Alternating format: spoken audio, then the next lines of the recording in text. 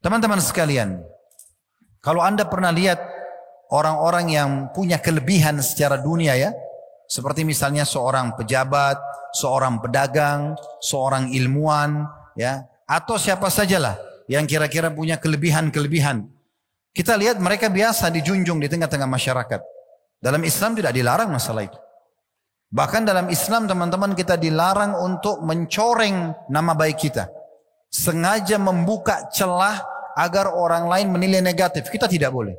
Teman-teman tidak boleh sengaja membiarkan bajunya compang-camping sehingga orang menilai kok orang ini buruk sekali ya. Atau sengaja kita ya tidak menjaga martabat dan harga diri kita. Kita membiarkan orang menilai negatif. Ini tidak boleh.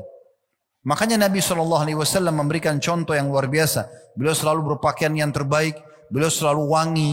Beliau selalu bertutur kata yang santun dan tertata dengan rapi. Beliau selalu tampil menjadi kalau di medan perang menjadi seorang ksatria dan pemimpin yang pemberani dan mahir dalam bidangnya. Beliau juga menata perekonomian dengan rapi dan begitu luar biasa berkembang pesat pada saat Islam sudah pindah di kota Madinah dan berdiri negara pertama dalam Islam. Dan begitu seterusnya orang-orang yang melanjutkan estafet beliau akan sama. Kita coba misalnya teman-teman sekalian masuk ke contoh dan realita apa yang saya sampaikan tadi. Dalam makanan misalnya. Islam mengajarkan kita teman-teman sekalian yang kita konsumsi setiap hari. Makanan dan minuman. Perhatikan firman Allah dalam surah Al-Baqarah. Surah nomor 2 ayat 168 yang berbunyi. Ya ayuhan nasu kulu mimma fil ardi halalan tayyiban wa la tattabi'u khutuwatis syaitan. Innahu lakum aduwwum mubin. Terjemahannya dari 1400 tahun yang lalu lebih. Ya, sekarang sudah 1446 tahun hijrahnya Nabi SAW di kota Madinah. Berarti sudah kurang lebih segitu atau lebih. Ya, ayat-ayat ini sudah turun. Dan Allah berfirman, hai sekalian manusia, makanlah apa yang ada di muka bumi ini dengan dua syarat. Halalan thayyiba. Dan jangan pernah ikuti langkah-langkah syaitan. Karena sungguhnya dia adalah musuh yang nyata buat kalian. Apa itu halalan thayyiba? Halal artinya yang Allah bolehkan. Yang Allah bolehkan. Dan Allah selalu membolehkan yang thayyibat. Yang baik-baik saja. Seperti hewan, tidak boleh dimakan hidup-hidup. Misalnya, ya, dalam kondisi dia masih hidup. Tapi dia disembelih, ada caranya, ditumpahkan darahnya, dibersihkan dagingnya, dimasak, dikelola dengan bumbu, lalu dikonsumsi misalnya. Dan juga Allah subhanahu wa ta'ala mengatakan thayyiba. Harus berkualitas. Silakan konsumsi apa saja yang kalian sukai, yang kalian gemari. Hai muslim, silakan nikmati. Dari negeri manapun makanan itu, dari wilayah manapun dia, bagaimanapun bentuknya, selama dua konsep ini ada, halal, Allah bolehkan, dan thayyibah. Berkualitas, silahkan makan.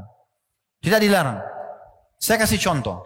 Kalau teman-teman yang hadir di sini, masuk ke sebuah supermarket atau anggap toko buah. Di toko buah itu, ada misal contoh, buah apel sekilo dengan kualitas yang terbaik, misal contoh 200.000 rupiah. Dan ada kualitas B, harganya 100.000 rupiah. Sebagai seorang muslim, Anda boleh bahkan dianjurkan untuk membeli yang kualitas A karena Anda niat ingin menikmati apa yang sudah Allah halalkan itu. Bahkan berpahala di sini. Dan tidak disarankan Anda beli yang kualitas B sementara Anda mampu. Dan ini bukan menolak makna hemat, bukan. Hemat itu dalam Islam adalah tidak mubazir. Tidak mubazir. Jadi Anda makan, ya, nikmati, boleh, silahkan, yang paling berkualitas, asal tidak mubazir, jangan dibuang-buang. Nah, itu namanya hemat. Jadi bukan berarti hemat itu kita pilih yang kualitas B sementara kita mampu beli kualitas A sehingga kita tidak menikmati. Dengarkan sabda Nabi SAW berhubungan dengan masalah ini. Beliau pernah melihat ada seorang sahabat duduk dalam majlis beliau dalam kondisi bajunya kumuh, penampilannya lusuh. Dan kelihatan orang ini seperti orang yang tidak merawat dirinya. Maka apa yang terjadi? Nabi SAW bertanya pertanyaan kepada orang ini, apakah kamu punya harta? Orang ini mengatakan, ada ya Rasulullah. Kata Nabi SAW, apa hartamu? Dia sebutkan, saya punya unta, saya punya sapi, saya punya domba. Di masa itu, orang kalau punya ini teman-teman sekalian berarti orang kaya. Apa kata Nabi Muhammad SAW? Aina anta min athari ni'ami rabbika alaik. Mana kamu dari bekas nikmat Tuhanmu pada dirimu? Kalau memang kau betul punya harta, kenapa bajumu lusuh? Kenapa penampilanmu seperti ini? Kenapa tidak nampak bekas nikmat Allah pada dirimu? Nabi SAW tegur. Abu Hanifah rahimahullah, salah satu dari 4 imam mazhab yang sangat masyhur. Ada Imam Abu Hanifah, Imam Malik, Imam Syafi'i dan Imam Ahmad.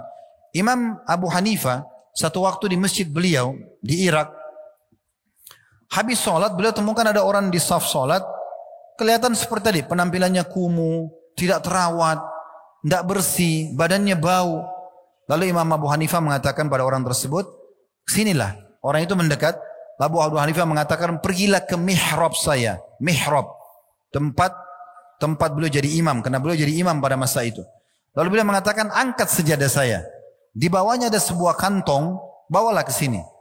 Maka orang itu pun datang ke mihrabnya Imam Abu Hanifah, lalu mengangkat sejadah dan mengambil sebuah kantong, ternyata berisi cukup banyak uang dinar emas. Dia bawa, dia berikan kepada Imam Abu Hanifah. Lalu orang itu mengatakan, silakan imam. Imam itu kalau kita sekarang kiai, ustadz ya. Maka kemudian orang Abu Hanifah mengatakan, ambillah, gunakan untuk kebutuhan hidupmu. Maka orang itu mengucapkan satu kata-kata yang unik.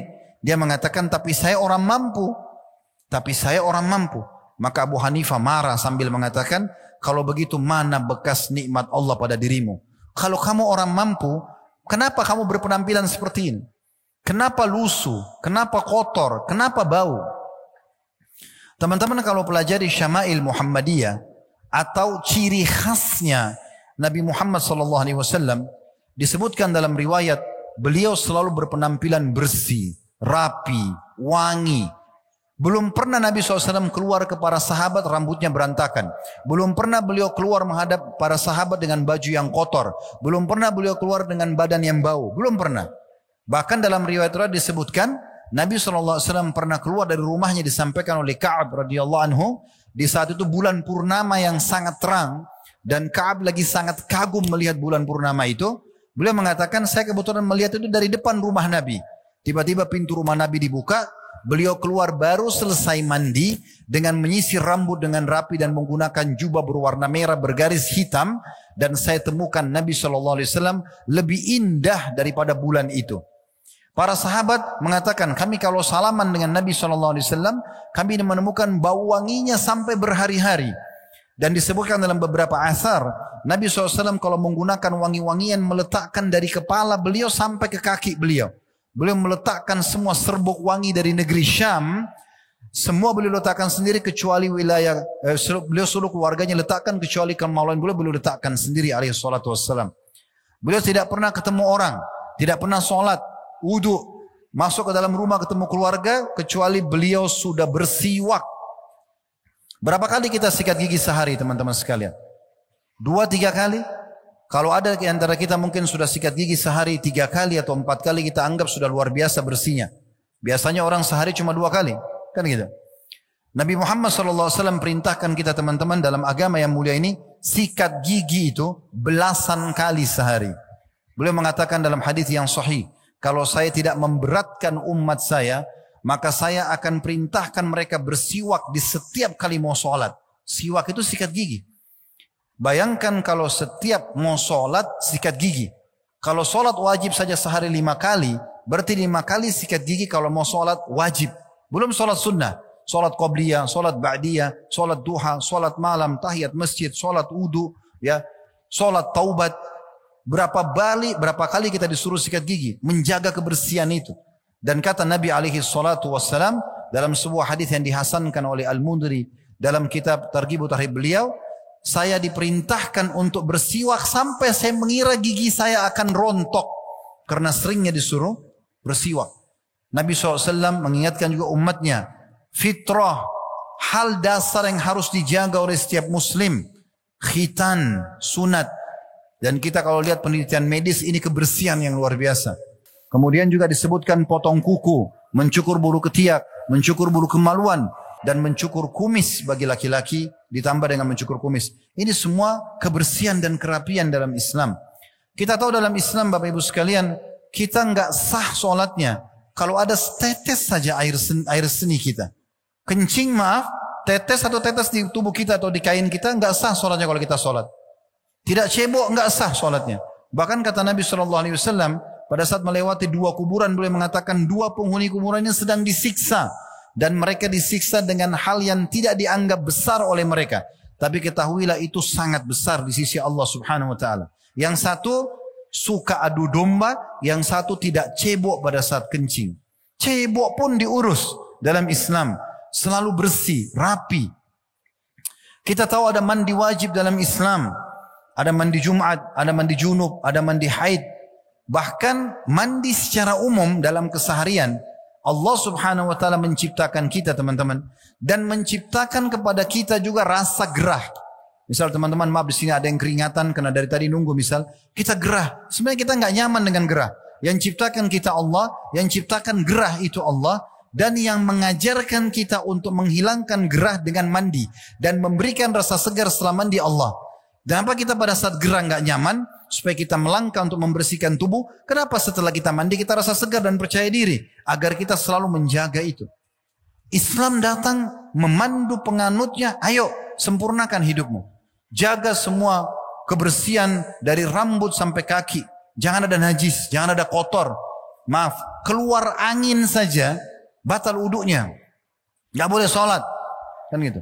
Apalagi kalau sudah sampai hari yang besar, maaf tinja. Atau dia keluar sperma karena dia junub misalnya, maka harus mandi. Ini nggak bisa main-main. Wanita haid berdarah nggak boleh disentuh kemaluannya walaupun dengan suami yang halal, karena itu adalah azza kata Allah dalam surah Al-Baqarah surah nomor 2 ayat 222. Nanti kalau sudah bersih suci kata Allah, sudah mandi suci istri baru bisa gauli di tempat yang Allah perintahkan. Begitu Allah sebutkan tentang haid. Yas'alunaka 'anil mahid. Ditanyakan kepada Muhammad tentang masalah haid. Qul huwa adzan fa'tazilun nisa fil mahid. Katakan dia azan, penyakit, dan jauhilah wanita pada saat dia sedang haid. Wala taqrabuhunna hatta yathur. Jangan kalian sentuh mereka, gauli mereka di kemaluannya sampai mereka bersuci. Fa idza tatahharna fa'tuhunna min haitsu amarakumullah. Kalau mereka sudah bersuci baru gauli di tempat yang Allah perintahkan kepada kalian. Jadi Allah Subhanahu Wa Taala luar biasa mengingatkan. Bahkan Allah bilang innallaha yuhibbut tawwabin wa yuhibbul mutatahhirin. Allah suka orang yang suka bertobat dan suka orang yang suka bersuci. Jadi luar biasa. Diperintahkan bersih, rapi, ya. Jadi kita juga tidak boleh merusak nama baik kita dengan penampilan yang kotor. Rasulullah SAW tidak pernah contohkan itu. Bahkan sudah banyak contoh yang kita sebutkan. Begitu juga dengan interaksi sama orang lain. Sekian banyak hal yang harus kita perhatikan. Tapi nanti kita akan sebut satu persatu. Sekarang kita masuk dulu ke makanan kembali. Jadi makanan pun kita dianjurkan teman-teman untuk makan yang berkualitas. Bahkan ayam nih, ayam ini halal. Tapi kalau ayam itu jadi bangkai, ditabrak motor, ditabrak mobil, bangkai atau mati karena penyakit, sudah enggak thayyibah, jadi haram dia. Jadi syaratnya harus halal dan thayyibah. Ini berarti harus dibolehkan dan berkualitas tinggi. Saya dapat informasi dari beberapa teman-teman muslim di Jepang. Mereka pernah masuk ke satu supermarket, informasi ini sampai kepada kami. Lalu mereka temukan ada orang asli Jepang penyembah matahari. Mereka sembah matahari. Mereka yakin Tuhan mereka itu dewa mereka matahari. Dan kaisar mereka anak dewa matahari itu. Ya. Walaupun mereka maju secara teknologi, tapi keyakinan mereka seperti itu.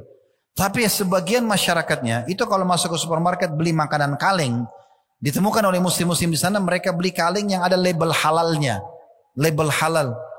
Ditanya sama seorang muslim sana, kenapa Anda muslim? Dia bilang bukan. Kenapa Anda beli ini? Ini kan ada label halal. Orang yang tanya bilang, saya muslim. Kalau dalam agama kami ini karena ini agama perintahkan. Apa jawaban orang itu? Karena, dia bilang ya, karena ini lebih terjamin secara kualitasnya. Orang yang sembah matahari tahu itu. Ada seorang sahabat saya, buka hotel syariah di Jawa. Subhanallah, saya tablik akbar di kota itu. Seperti gini, Masya Allah datang waktu itu. Kemudian saya nginap di hotel beliau. Kebetulan hotel beliau hotel syariah. Ada satu kisah yang unik Bapak Ibu sekalian. Pada saat saya turun dari kamar naik lift menuju ke mobil beliau untuk tablik akbar. Tiba-tiba saya melihat di lift itu ada orang non muslim. Orang non muslim itu kelihatan karena dari pakaian mereka. Ya, saya lihat dari pakaian sepertinya orang non muslim ya, laki-lakinya pakai celana pendek di hotel itu, padahal ini hotel syariah. Ya. Kemudian yang perempuannya juga tidak berhijab dan saya pikir ini orang non muslim ya. Intinya pada saat saya naik ke mobil pemilik hotel saya tanya, di hotel antum ini apakah yang nginap semuanya muslim? Dia bilang tidak Ustaz. Bahkan ada orang non muslim. Saya tanya, pernah nggak antum tanya kenapa mereka pilih hotel antum? Ini kan hotel syariat. Dia bilang pernah. Apa jawabannya? Jawaban orang-orang non muslim yang nginap di hotel syariah itu, waktu ditanya sama pemilik hotel ya, kenapa anda pilih hotel kami? Kami kan hotel Islam.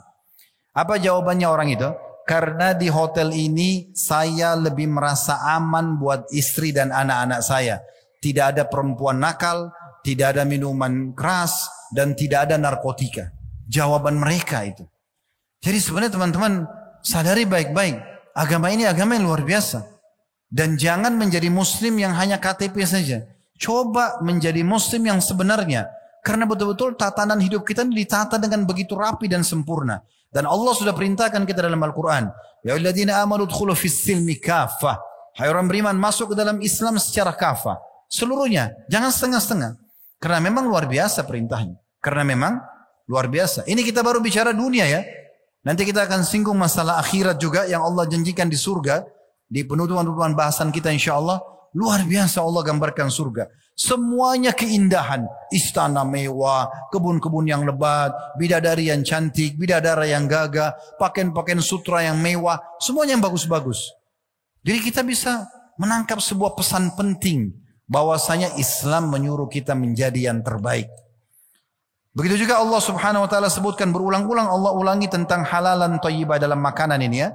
Begitu juga dalam surah Al-Maidah surah nomor 5 ayat 88 yang berbunyi waqulu mimma razaqakumullahu halalan thayyiba wattaqullaha alladzi antum bihi mu'minun. Makanlah, nikmatilah, minumlah apa yang telah Allah jadikan rezeki buat kalian, tapi syaratnya halal yang dibolehkan dan thayyibah berkualitas dan bertakwalah kepada Allah yang kalian beriman kepadanya. Yang dengannya atau kalian beriman kepadanya. Jadi kualitas pun harus dijaga. Begitu juga Allah sebutkan dalam surah An-Nahl. Surah nomor 16 ayat 114.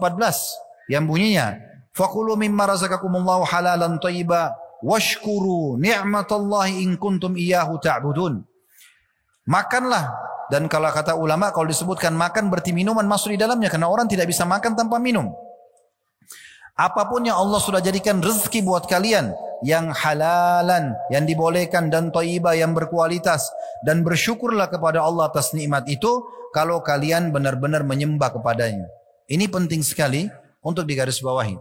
Dan sebagai poin tambahan teman-teman sekalian. Allah subhanahu wa ta'ala menciptakan yang halal jauh lebih banyak daripada yang haram. Ya. Kalau seandainya, ini coba renungi ya. Allah subhanahu wa ta'ala menciptakan kita ini.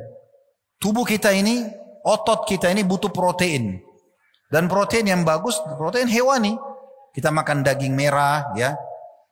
Kita makan putih telur ayam misalnya. Ya, dan seterusnya. Ini kita contoh saja daging. Daging sapi, daging kambing ya. Daging ayam itu bagus sekali untuk otot kita. Ya, gitu. Dikonsumsi oleh otot. Sekarang teman-teman sekalian kalau seandainya Allah subhanahu wa ta'ala menciptakan kita dan tubuh otot kita butuh protein dan semua daging hewan dilarang, maka mungkin wajar kita melanggar. Masalahnya tidak seperti itu. Allah datangkan yang haram, contohnya babi. Babi nggak boleh ya. Bahasa Arabnya khinzir, bahasa Arab Inggrisnya ini, bahasa Perancisnya itu, bahasa Indonesianya ini dan itu misalnya. Allah tunjukkan kepada kita mukanya babi itu. Ini babi ya, ini suaranya, ini fotonya, ini videonya. Jangan dimakan ya, sebagai ujian. Tapi tubuh kita butuh protein hewani. Allah haramkan babi satu, Allah ganti dengan banyak. Sapi, ayam, kelinci, dan semua hewan air. Jadi Allah halalkan banyak, yang haram itu sedikit. Oleh karena itu tidak ada alasan untuk tidak konsumsi yang halal. Dan kenapa harus masuk ke ranah haram? Sementara haram itu sebagai ujian. Begitu juga dengan pada saat Allah haramkan khamar, minuman keras. Nggak boleh narkotika, obat-obat terlarang dan pemerintah juga sudah mengeluarkan peraturan tidak boleh ya. minuman keras, tidak boleh. Tapi kita butuh cairan. Kita butuh itu. Allah SWT ganti dengan air putih, sirup, ya, apalah kopi, teh, ya, jamu kalau kita, dan banyak minuman-minuman lain. Air putih banyak. Allah ciptakan kita ada syahwat, kita suka dengan lawan jenis. Allah yang membuat kita laki-laki suka sama perempuan, perempuan suka laki-laki. Allah bilang itu dalam Al-Quran. Zuina linnasi hubbu syahwati minan nisa. Telah dihiasi dalam diri setiap laki-laki itu hub, rasa suka, syahwat. Ada syahwatnya. Dia suka mau lihat, suka mau cium, suka mau pegang. Ujungnya meletakkan kemaluan di kemaluan. Allah yang buat itu.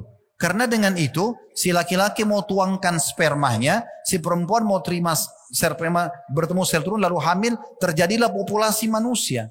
Bayangkan kalau Allah nggak kasih kita syahwat. Kita laki-laki nggak punya syahwat, nggak mau tuain sperma. Perempuan nggak punya syahwat, nggak mau terima ya sperma suaminya, kemudian hamil dan mengandung 9 bulan lalu terjadi populasi manusia. Begitu parahnya dan tidak akan terjadi populasi manusia. Tapi Allah ajarkan kita cara yang benar. Cara yang benar nikah, cara yang salah zina. Dan Allah berikan bukti secara rasional kalau yang dia perintahkan jauh lebih gampang dan jauh lebih mulia. Nikah dengan kalimat wali perempuan mengatakan saya nikahkan kamu dengan anak perempuan saya Fulana binti Fulana dengan mas kawin ini. Lalu si mempelai laki-laki mengatakan saya terima nikahnya Fulana binti Fulana dengan mas kawin ini. Ada saksi 2. Ada maharnya, sah pernikahannya. Kurang dari 5 menit, mereka sudah boleh biologis, sepuasnya. Boleh safar sama-sama, pacaran sepuasnya. Bahkan ibadah biologis setelah akad nikah. Sebagaimana sabda Nabi SAW, di kemaluan kalian ada sedekah. Ada pahala yang besar. Lalu kata para sahabat, ya Rasulullah, ayati ahaduna ahlu walahu fihi ajr. Apakah salah seorang di antara kami menggauli istrinya, dapat kenikmatan, dia juga dapat pahala? Kata Nabi SAW, Ara'aitum la wada'tum fil haram alakumul wizr. Tidakkah kalian lihat kalau kalian letakkan pada kemaluan kalian pada yang haram, maka Allah jadikan itu dosa? Wa kadzalika bil halal. Begitu juga pada saat kalian letakkan pada yang halal. Jadi begitu kita dibolehkan nikmati. Dan orang kalau menikah di malam pertama, semua orang tahu mereka akan biologis. Tapi tidak ada rasa khawatir karena mengikuti peraturannya sang pencipta Allah. 2 pengantin mempelai gembira. Mereka tahu mereka akan biologis dan juga keluarganya tahu akan biologis. Kalau hamil dua-duanya senang, keluarganya senang, anak yang lahir jelas statusnya. Coba kalau zina yang Allah larang, masuk hotel sembunyi-sembunyi, ketakutan, akhirnya terganggu di biologis dia dan mesraannya dia. Kalau hamil dua-duanya malu, keluarganya malu, anak yang lahir gak jelas statusnya. Sampai ada aborsi, digugurkan. Kalau perempuan hamil dari suami halal, walaupun perutnya besar jalan di pasar orang tanya dia dengan bangga mengatakan ibu hamil ya? Iya. Karena dari suami halal. Tapi kalau dari haram yang Allah haramkan maka pasti dia akan terasa terganggu. Ditutup perutnya, disembunyikan, kalau perlu digugurkan. Nah itu yang terjadi. Allah buat sesuatu yang halal itu terbuka di mata manusia. Ini baik loh. Sesuatu yang haram itu diperlihatkan juga itu tidak baik. Tadi saya bilang, semua yang diperintahkan agama teman-teman, jujur, amanah, tanggung jawab, bakti sama orang tua, semuanya baik-baik dan diberikan keutamaan atau fadilah supaya kita jadi orang baik. Dan semua yang buruk-buruk, mencuri, menggunjing, mengganggu, memfitnah, membunuh, mencuri, semua dilarang dan diberikan ancaman yang berat. Berarti memang kita disuruh mencari kualitas yang terbaik. Itu contoh yang pertama, makanan, minuman. Yang lain, pakaian. Perhatikan firman Allah Subhanahu wa taala di dalam surah Al-A'raf, surah nomor 7 ayat 31. Bunyinya ya bani Adam khudhu zinatakum 'inda kulli masjidin wa kulu washrabu. Wa kulu washrabu wa la tusrifu innahu la yuhibbul musrifin. Artinya, hai anak Adam, ambillah, kenakanlah pakaian terbaikmu, perhiasan terbaikmu pada saat kau akan menuju ke masjid. Dan makanlah serta minumlah dan jangan berlebihan. Sesungguhnya Allah tidak suka dengan orang yang berlebihan. Dalam Islam teman-teman, tidak pernah ada satupun dalil kita disuruh pakai baju compang-camping. Tidak ada dalam Islam. Bahkan kalau sudah pernah dengar ya, apalagi kalau laki-laki tentang sholat Jumat, apa yang Nabi SAW perintahkan? Ya disuruh pakai baju yang terbaik, wangi-wangian yang terbaik, mandi yang paling bersih. Bahkan kalau ada yang menggabungkan ini ya, pakai baju terbaiknya, pakai wangi-wangian terbaiknya di hari Jumat, dia mandi yang paling bersih gitu kan. Kemudian dia pergi tanpa memisahkan atau melewatin pundak dua orang, maka diampuni dosanya Jumat itu sampai Jumat yang akan datang dan ditambah 3 hari. Dimotivasi dapat pengampunan karena bersih. Coba bayangkan, pakai baju yang bagus. Dalam Islam, sudah tahu belum teman-teman sekalian, ada doa memakai baju baru. Ya, kalau teman kita pakai baju baru, disunnahkan kita doakan. Tubli wa yukhlifullah, kata Nabi SAW. Semoga baju ini kamu pakai lama, dan kalaupun rusak digantikan oleh Allah. Dalam riwayat lain, ilbis jadidan, semoga kau selalu pakai baju baru. Wa ishhamidan, semoga hidupmu bahagia. Wa mut syahidan, dan semoga pada saat kau mati, mati syahid. Doa untuk orang pakai baju baru. Artinya apa? Dimotivasi, ayo pakai baju baru. Nggak ada larangan dalam Islam. Silakan berpenampilan yang bagus. Dan muslim yang lihat saudaranya muslim pakai baju baru disuruh doakan. Coba bayangkan. Ada perintah untuk itu. Menikmati, silahkan. Kita tahu di hari raya Idul Adha Idul Fitri kita disunnahkan untuk pakai baju yang terbaik. Sebagian ulama salaf bahkan mengkhususkan baju terbaik mereka bukan hanya untuk Jumat, tapi setiap kali mau sholat termasuk sholat tahajudnya. Abu Hanifah rahimahullah disebutkan dalam riwayat karena beliau adalah seorang ulama mazhab yang besar di Irak dan beliau termasuk orang kaya raya karena beliau pedagang sutra, orang kaya raya. Abu Hanifah itu kalau lewat di jalan di Irak, di Kufa, semua orang yang lewat mencium bau wanginya. Lalu mengatakan, baunya Abu Hanifah nih. Mereka tahu penampilannya bagus, rambutnya disisir rapi, penampilannya luar biasa dan ilmunya luas. Menunjukkan bagaimana dia ingin tunjukkan begitulah Islam. Satu waktu murid-muridnya bisik-bisik mengatakan begini, ini Imam Abu Hanifah ketemu dengan kita penampilannya seperti ini. Maksudnya luar biasa, wangi, bersih. Bagaimana kalau dia berdua dengan Tuhannya ya? Maksudnya kalau dia lagi sholat malam. Abu Hanifah mengatakan, saya subhanallah kayak ditegur oleh Allah. Karena biasanya kalau bangun sholat malam pakai baju biasa. Kayak kita kalau bangun malam, biasanya kita pakai baju apa saja. Misalnya bapak-bapak di sini teman-teman kalau tidur pakai training misalnya. Atau piyama, dia bangun dia pakai itu saja. Mungkin akhwat kita pakai mukena. Ya mukenanya mungkin seminggu belum dicuci. Bagi dia biasa. Tetapi subhanallah dalam Islam dianjurkan justru kita harus menjaga penampilan yang baik termasuk depan Allah subhanahu wa ta'ala. Abu Hanifah mengatakan mulai malam itu saya terus menyiapkan baju terbaikku dan parfum terbaikku untuk berhadapan dengan Allah subhanahu wa ta'ala. Begitu perintahnya dalam Islam. Pakaian yang terbaik teman-teman sekalian. Pakaian yang menutup aurat yang baik. Allah mengatakan walibasut taqwa dzalika khair. Menutup rapi, ya bersih, ya wangi, semua itu bagian daripada perintah agama. Yang ketiga, kita dianjurkan untuk mencari pasangan hidup juga yang terbaik. Silahkan cari istri, cari suami yang menurut kita terbaik. Dan Islam datang mengajarkan kaidah dasarnya. Dahulukan agamanya. Karena kata Nabi SAW kepada para wanita, idza ja'akum man tardawna dinahu wa khuluquhu fazawwijuh.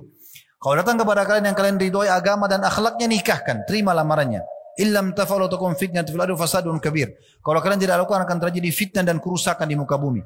Kata sebagian ulama hadis terjadi KDRT atau perceraian. Jadi disuruh dahulukan agama dan akhlaknya. Begitu juga bagi para laki-laki. Tungkahul mar'a li arba'ah. Perempuan dinikahi karena umumnya 4 hal. Limaliha karena kekayaannya, lihasabiha karena keturunannya, wali jamali karena kecantikannya, wali diniha dan karena agamanya. Fadhfar bidati din taribat yadak. Dahulukan yang beragama, hidupmu akan bahagia. Jadi Islam datang mengajarkan kaidahnya. Tapi boleh kita mencari teman-teman yang cantik, yang gagah, yang subur, yang dari keturunan baik. Kita dibolehkan. Bahkan bagian daripada agama. Pernah ada seorang sahabat. Dia mau melamar seorang wanita. Wanita ini mandul. Tersebar berita memang dia mandul. Maka laki-laki ini suka, dia mengatakan, ya Rasulullah, izinkan saya mau nikahi wanita tersebut. Kata Nabi SAW, jangan. Dilarang. Ya, karena menikah juga tujuannya untuk punya keturunan. Supaya kau juga punya keturunan. Ada generasi yang melanjutkan namamu, nasabmu. Bisa jadi amal soleh buat kamu. 3 kali orang itu minta izin, 3 kali dilarang oleh Nabi SAW. Lalu kata Nabi SAW, nikahilah wanita yang subur dan penyayang, karena aku akan bangga dengan jumlah umatku pada hari kiamat. Dan kita juga dianjurkan untuk hidup di lingkungan bertetangga, tetangga yang baik, yang berkualitas, orang-orang yang baik, yang soleh, soleha, yang santun, ya, yang ramah. Kita disuruh bertetangga dengan mereka. Kita juga dianjurkan teman-teman sekalian memiliki tunggangan transportasi, motor, mobil, beli yang terbaik sesuai dengan kemampuan kita. Tadi saya sudah bilang, jangan Anda mampu, Anda tidak beli yang terbaik. Beli, asal jangan mubazir. Jangan beli 10 mobil nggak dipakai. Untuk apa? 1-2 mobil dipakai misalnya, 1-2 motor dipakai. Tapi boleh Anda beli, boleh Anda nikmati. Ya, begitu juga kita dianjurkan selama mampu punya rumah yang luas, yang bagus. Itu anjuran dalam Islam. 4 hal ini digabungkan dalam satu dalil, yaitu memiliki pasangan hidup yang terbaik, memiliki tetangga, lingkungan yang baik, memiliki tunggangan yang nyaman, transportasi yang bagus, dan juga rumah yang luas. Disebutkan dalam sebuah hadis yang disahihkan oleh Syekh Albani, kata Nabi SAW, arba'un minas sa'adah. 4 hal termasuk sumber kebahagiaan. Lalu Nabi SAW sebutkan, al-mar'atu salihah. Yang pertama, pasangan yang soleha. Pasangan yang baik, yang santun, yang ramah, yang bakti sama Tuhannya dan baik sama makhluk. Itu namanya salihah. Yang kedua, wal maskanul wasi'. Tempat tinggal yang luas, yang nyaman. Gitu. Yang ketiga, wal jarus salih. Tetangga dan lingkungan yang baik. Yang keempat, wal markabul hani. Transportasi yang nyaman.